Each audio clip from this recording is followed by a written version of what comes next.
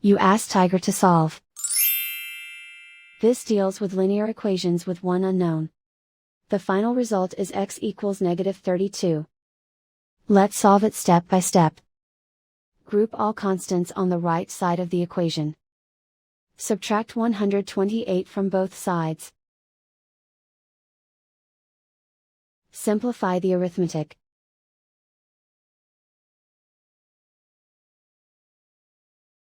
Isolate the x.